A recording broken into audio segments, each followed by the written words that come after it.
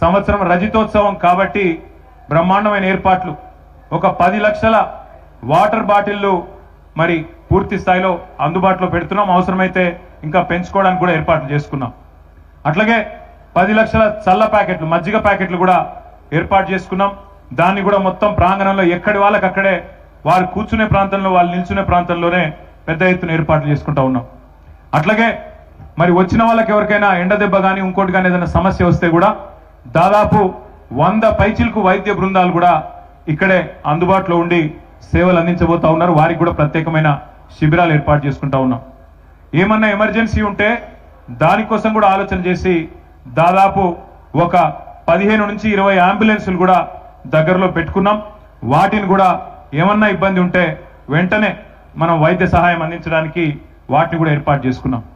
అట్లాగే సుదూర ప్రాంతం నుంచి ఆడబిడ్డలు వస్తున్నారు, అన్నదమ్ముళ్ళు వస్తున్నారు, గులాబీ దండు కదులుతున్నది కాబట్టి వారందరి సౌకర్యం కోసం వచ్చిన వాళ్ళకి, ఎందుకంటే ఎండాకాలం మరి ఇబ్బంది కూడా ఉంటుంది కాబట్టి మరి చుట్టుపక్కల అన్ని ప్రాంతాల్లో కూడా చాలా పెద్ద ఎత్తున తాత్కాలిక టాయిలెట్ల నిర్మాణం కూడా కొనసాగుతున్నది. అవి కూడా పూర్తి అవుతాయి.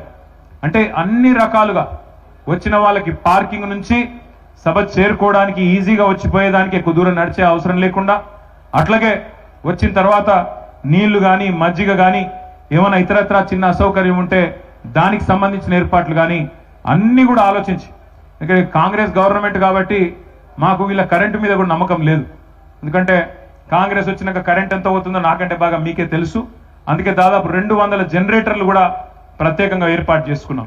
వీళ్ళని నమ్ముకుంటే ఖచ్చితంగా వీళ్ళు మరి ఏదో రకంగా మోసం చేస్తారని తెలుసు కాబట్టి 200 జనరేటర్లు కూడా ప్రత్యేకంగా పార్టీ ఏర్పాటు చేసి గత 15-20 రోజులుగా ఇక్కడ వరంగల్ జిల్లా నాయకులు చాలా మంది కష్టపడతా ఉన్నారు. సోదరులు వినయ్ భాస్కర్ గారు, సోదరులు పెద్ది సుదర్శన్ రెడ్డి గారు, సోదరులు పోచంపల్లి శ్రీనివాస్ రెడ్డి గారు, ఇంకా పెద్దలు గ్యాదరి బాలమల్లు గారు, మరి ఇక్కడనే అదేవిధంగా స్థానిక మాజీ శాసనసభ్యులు సతీష్ కుమార్ గారు మరి ఇక్కడే వారు మరి పూర్తి స్థాయిలో నిమగ్నమై ఈ మొత్తం ప్రాంగణము, పార్కింగు ఇవన్నీ కూడా ఏర్పాటు పర్యవేక్షిస్తూ ఉన్నారు. పెద్దలు దయాకర్ రావు గారు, అదేవిధంగా గౌరవనీయులైన రాజయ్య గారు, గౌరవ శాసనసభ్యులు పల్లా రాజేశ్వరరెడ్డి గారు, ఇంకా మిగతా మిత్రులందరూ కూడా రెడ్డి నాయక్ గారు, ఇంకా మన మిగతా మిత్రులందరూ కూడా ఎక్కడి వారు అక్కడ వారి నియోజకవర్గాలకు సంబంధించి సత్యవతి రాథోడ్ గారు, ఇంకా కవిత గారు, అదేవిధంగా మిగతా మిత్రులు ఎంపీ రవి గారు, ఇంకా మన రవీంద్రరావు గారు, పేరు పేరున అందరికీ వారందరూ కూడా వారి నియోజకవర్గాల్లో జన సమీకరణ, అక్కడి నుంచి ప్రజలు పెద్ద ఎత్తున తరలి వచ్చే ఏర్పాట్లు కూడా చేస్తూ ఉన్నారు. నాకు ఉన్న అవగాహన మేరకు టిఆర్ఎస్ చరిత్రలో, ప్రస్తుత బీఆర్ఎస్ చరిత్రలో ఇది ఒక అతి పెద్ద బహిరంగ సభ కాబోతా ఉన్నది. మీరందరూ కూడా చూస్తారు. ఎందుకంటే ప్రతి నియోజకవర్గం నుంచి, ప్రతి జిల్లా నుంచి రిపోర్ట్ వస్తూ ఉంది.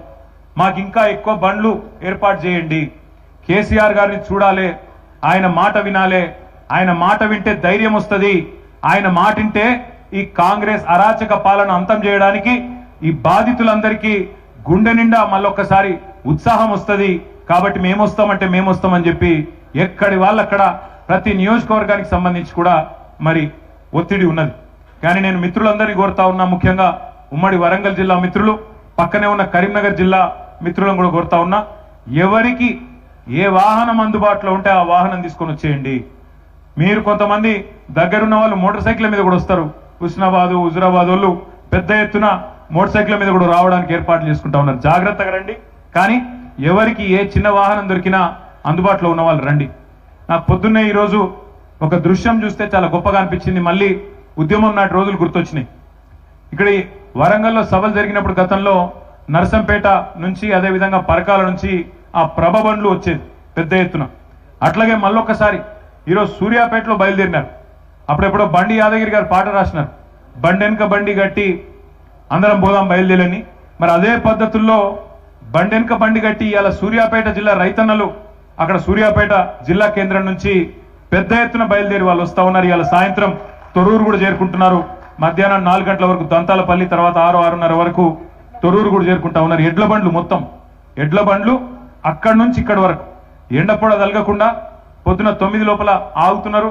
మళ్ళా సాయంత్రం 4కి బయలుదేరి సూర్యాపేట నుంచి బయలుదేరి ఉద్యమ స్ఫూర్తి చాటుతూ రైతాంగానికి కేసీఆర్ గారి మీద ఉన్న ప్రేమను చాటుతూ అక్కడి నుంచి బయలుదేరి ఇక్కడ దాకా వస్తూ ఉన్నారు.